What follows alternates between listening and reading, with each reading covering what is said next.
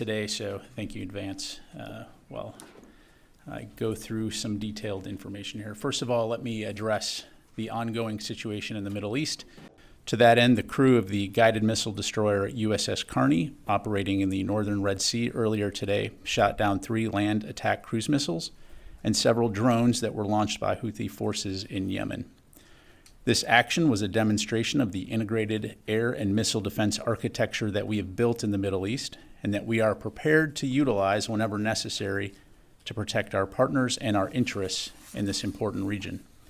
There were no casualties to U.S. forces and none that we know of to any civilians on the ground. Information about these engagements is still being processed.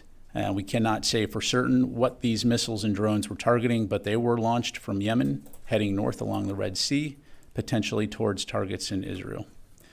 Our defensive response was one that we would have taken for any similar threat in the region, where we're able to do so against our interest personnel and our partners. This attack may be ongoing, so if we have more information to share, we will.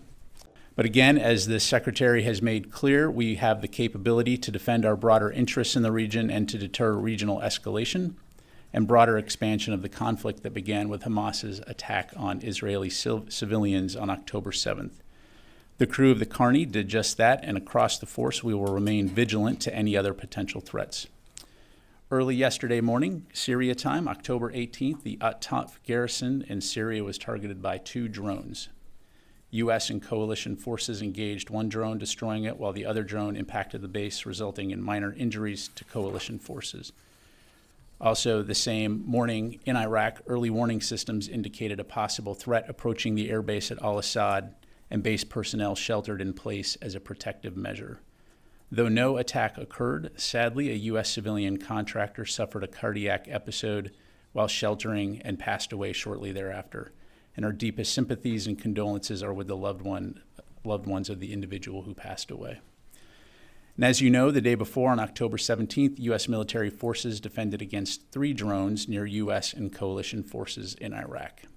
In western Iraq, at al-Assad Air Base, U.S. forces engaged 2 drones, destroying 1 and damaging the second, resulting in minor injuries to coalition forces. Separately, in northern Iraq, U.S. forces engaged and destroyed a drone near Bashir Air Base, resulting in no injuries or damage. And while I'm not going to forecast any potential response to these attacks, I will say that we will take all necessary actions to defend U.S. and coalition forces against any threat. Any response, should one occur, will come at a time and a manner of our choosing. And with respect to U.S. support to Israel, the first shipments of military aid, including munitions, began arriving in Israel last week and continue to arrive on a near daily basis. This assistance is comprised of capabilities requested by Israel to include precision-guided munitions, such as joint direct attack munitions, small diameter bombs, 155mm artillery ammunition, and other categories of critical equipment. In addition, Iron Dome interceptors from stocks that the United States has in country have been quickly provided to Israel. And in the days ahead, we'll be flowing additional Iron Dome interceptors so that Israel has the capabilities they need to sustain their Iron Dome defense systems and protect their citizens and cities from rocket attacks.